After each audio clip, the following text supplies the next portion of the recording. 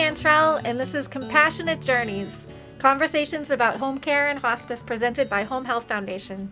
Today I'm joined by Jill Bradley, who worked for Home Health VNA for 17 years as a physical therapist assistant before her job, like so many others, was turned upside down by COVID-19. Jill, thank you for being here. Thank you for having me. I'd love it if you could please tell us how you transitioned into the role of video visit coordinator for all of Home Health Foundation. Well, I was a clinician in the field for 17 years, and when we were in the process of changing over our medical record system, our electronic medical record system, there were some opportunities to do different things in the office as far as helping out with different processes to get the new system up and running. So during that journey, I was asked if I'd be interested in being a video visit coordinator due to COVID, and things happened pretty quickly with that. It was a position that was offered to me, and hopefully... Yeah. So for people who don't know what video visits are, for example, what is it and who takes advantage of it? So video visits were born out of the COVID crisis. Mm-hmm. It was our way to be able to reach out to our patients and provide different types of care and stay connected when people were so hesitant about people coming in and out of their houses at the time. So it was a nice way to decrease our footprint in the house, meaning less staff going in, but still staying connected and being able to deliver, patient care through the video visits. Can any patients do a video visit, or what are the requirements? Yeah, so I think every patient, there's different situations. Most patients can do the video visits, especially if they have a caregiver in the home that can assist with answering the call. But, people, depending on their cognitive function, what level they're at, how much assistance they need, they can get that help from their caregiver in the home, or we can talk them through it over the phone and do teaching as well. I've done several practice video visit calls with patients who have a hard time answering the call coming in because they don't have experience with the technology. So, anybody can receive the video visits. We use them for different reasons. They can be used for nursing visits, physical therapy, OT, the dietitian, the social worker can connect through video visits. And it's also a great way to triage patients if they call in with an issue. We can better physically assess them because we can see them rather than just trying to go through the telephone call and not know exactly what's going on, not being able to lay eyes on the issue. Yeah. Did you have any, maybe pushback isn't the right word, but any concerns or resistance at first? Because I feel like a lot of people really just like to see their doctors and their visiting nurses and their social workers, and of course in COVID they can't, but this is another new and potentially scary thing on top of COVID, which is a huge unknown. So did you have to address any concerns just about the technology in general? I think it was just there's a learning period for everybody involved as far as clinicians, how they could best use the technology for the patient-centered goals that they had for each discipline. So I think once people had more exposure to it and got more comfortable with it, then, we see it being used more. I wouldn't say there was anything other than just something that was new that people had to get used to doing. But I've really enjoyed my time being able to work with clinicians and teach them how to use the technology, as well as patients and caregivers too. So, maybe the clinicians were actually really excited for this new opportunity to connect because maybe there was a lot of frustration at not being able to do visits, or maybe just felt, I don't know, you tell me, maybe they felt like they were potentially missing things where they weren't able to get in there and see things. Yeah, so I think, there is that frustration when people are concerned about letting people into their homes, especially earlier in COVID when it first emerged. But I think people, once they started using it, they were more comfortable with it. and just, they may not have a clear view of everything they can do with it until they actually do it. And then they can say, okay, well, then I can see this much of the home. I can assess this as well. I can do caregiver instruction. I think once they had more tools in their toolbox with it, they felt more comfortable with it.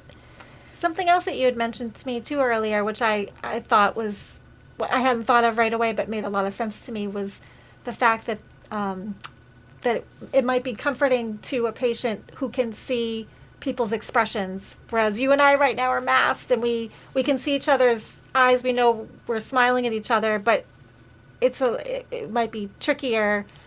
Maybe it's just nicer, I think, to be able to see everybody. I think that's a huge plus with the video visits. I think it really allows patients to see their clinicians and can see their smile and their reaction to them. And I mean, it's hard to show empathy through a mask. So I think that's something that has really been missing with patient care, is being able to be in there without masks and to see the patient without a mask on as well. Yeah. Because you can read so much more from people's facial expressions without the mask, obviously. So I think that's been a huge plus. Just with the test calls I've done with patients, or I have done some PT video visits as well, they've really enjoyed, they react immediately when you smile. It brings a smile on their face. And, you can joke with them and you can see, how they're feeling about the technology and the video visit, and get them more comfortable too. So I think that's been a huge plus in this day and age. Have they been able to use the iPads for any contact with their families as well, or is it really strictly for medical purposes only? So the nice feature about the technology, the software that we use, it allows patients to connect with a family member as well. So the family member can use the technology to call to the patient's iPad and be able to do a visit, just a social visit with them as well. The iPads also have the function of Zoom on them, so it's a nice way to connect with doctors' offices. We've had several doctors' offices use Zoom to see the patient while the nurse is in there as well, to be able to assess things that they wouldn't be able to because the patient isn't able to get out and into the office right now, or it's not safe for them to do it. So that's been a huge plus, is giving people technology, having it at their fingertips to use, whereas prior to this, they don't have a home computer or even a smartphone to be able to do that. And the technological requirements, it doesn't sound like it's a huge learning curve. Would you mind maybe taking me through an example? Like if I'm a patient and I don't know anything, which is really not far off. Yeah, so it's basically just knowing when we deploy an iPad to a patient's home, the clinician bringing it in will do a teaching session with them, and we'll also do a test call so they can actually show them how to answer the call. It basically just, you have to be able to press the home button of the iPad to wake it up, and then press the home button a second time. You'll see the two apps. HRS is the video visit platform that we use, and also Zoom. So you just touch on the icon, and then you're in the area that you need to be to receive the call. A message will pop up that your clinician is ringing, and they just have to touch a blue video icon on the screen to accept the call. So that's all there is to it? It is, yeah. I mean, sometimes with our some of our patients who don't have any experience with technology at all, it's a learning curve to try to prompt them to be able to even press the home button correctly, get into the right screen. But our patients surprise me every day in being able to pick up on it and do it. Even the ones we thought may have some difficulty with some time and teaching, that they're able to do it. That must be really rewarding for you. It is. That's the part I most enjoy, is calling our patients, doing test calls, making sure that they're comfortable. And the feedback I've gotten from the patients that I've done video visits with has been all great. I mean, they just love it. They think it's more convenient. It's less invasive. They feel it's, they look forward to the next time, is what they would tell me when I did one. Oh, it's so exciting. Yeah. Have you ever been tipped off, though? Like, oh, this patient's really frustrated. Have you ever had to call somebody, like, dreading the call? No, nope. I like the challenge sure? of it. No, because usually you can find a way. Usually it's people are frustrated. If you can identify that and try to just talk to them and make them feel better about the process, and try to alleviate that frustration, then I haven't had anybody that has really had that hard of a time with it. Yeah. And sometimes, too, I find that if people are upset, sometimes it's not exactly that they're upset about. Maybe they're just upset about a whole situation in general. Exactly. It can be something else totally unrelated in their day. Yeah. So but maybe your call just might even make them feel better in general. I try to. I like to joke around with our patients and, get them to feel good about what we're doing. So I hopefully I'm having that positive impact on them. Has it been very different from you? Because you were, 17 years, you were hands-on and you were, with patients. This is a very different role. What was that transition like for you? You really stepped up. It was a journey of getting up to speed with technology myself. I've always had an iPhone and an iPad, but, not really, I would call myself tech savvy at all. But, after being immersed in it, I feel pretty confident about more things that wouldn't have been part of my job description before being a clinician in the field. So it's been rewarding in that sense. I've been able to do things that I couldn't even imagine a year ago that I'd be doing. So, do you ever express that to somebody who might have a little trepidation? Because if I heard that story, I might feel like, oh, well, Jill did it. Now she's running this entirely new created department. Yeah. So that's very empowering, I think. If we have a clinician that says I'm very technology challenged, I'm old school, or however they put it. Yeah. I tell them honestly. Outside of logging into my email, I probably wasn't in any different position than you are now before I did all this. I'm like, you just need to spend some time with it and get comfortable. And we have a great telehealth team that is always available for support for clinicians and patients. Yeah. And I do feel like there are a lot of benefits to this technology, and I don't think this technology is necessarily going away. Do you get that feeling that even after the COVID crisis passes, and I say that with great hope, as well as a little bit of confidence, especially with the vaccine on the horizon, but I feel like telehealth is really the future. I feel the same. I think that, there are situations that will always require in-home care. Yeah. But I think this is a great... Yes. Wound care, for example. Yeah, wound care, IVs. Mm-hmm. But I think this is a great adjunct to an enhancement of patient care that we can connect with them so quickly and get eyes on them, whereas before we didn't have that capability. When we went through the whole medical record transition period, we changed devices from the iPads. We use those as clinicians to a tablet. And so we had this inventory of iPads available to us, and that's what we've been using to deploy to our patients, was the iPads that we used prior to our new system. Oh, that was almost, I don't know if I should use the word lucky, but it was almost a coincidence that they were available and then this happened and they were right there. Right, yeah, we were very fortunate to be in that position, that we could so quickly turn them around. Our MIS department, because they only have HRS and Zoom on them. It's not all the icons that you'd normally see on an iPad. We're able to configure them to do this, and we can literally deploy these iPads in a couple of minutes notice when needed. So it's a great system. That's wonderful. Yeah. I think too it's another tool to give patients maybe added confidence. Like if I'm having emergency symptoms or if I'm really not feeling well, eyes can be on me really quickly. Yeah, we can better triage our patient calls into the office. Anybody in the office can access through a laptop and do a call to the patient if needed instantly.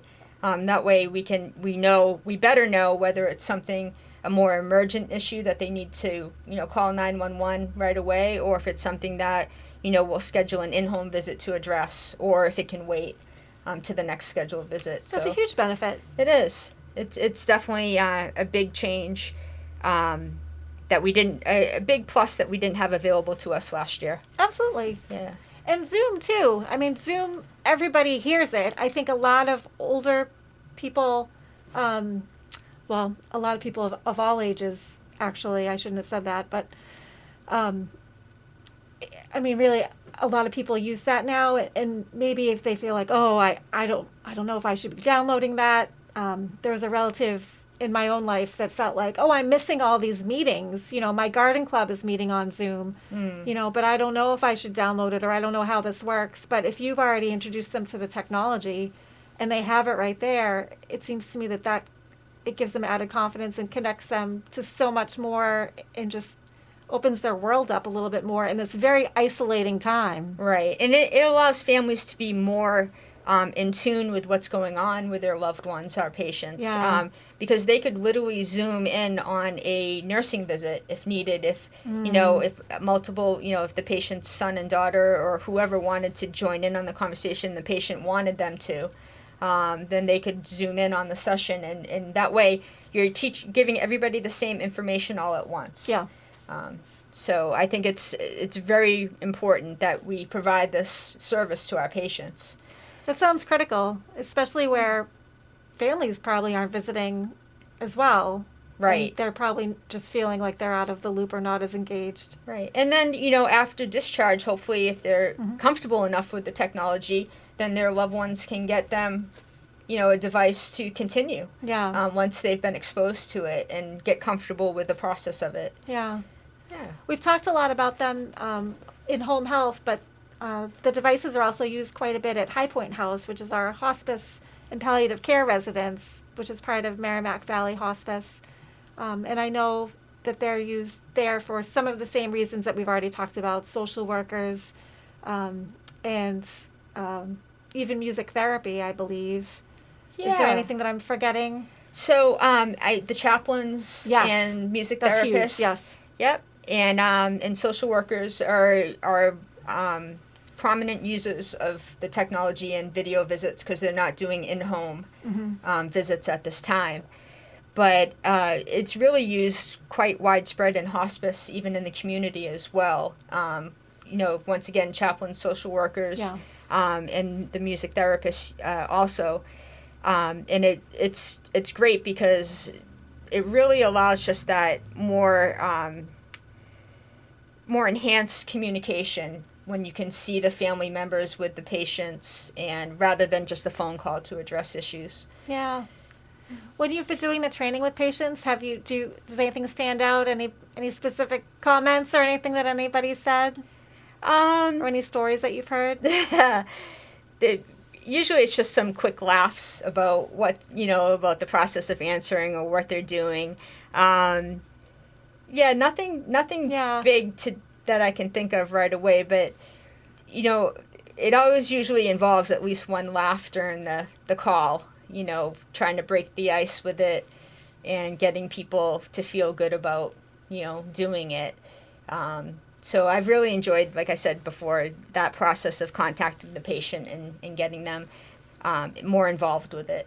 Well, we all need more laughter in our lives. Exactly. We all need things to feel good about now, so I think that's a huge tool.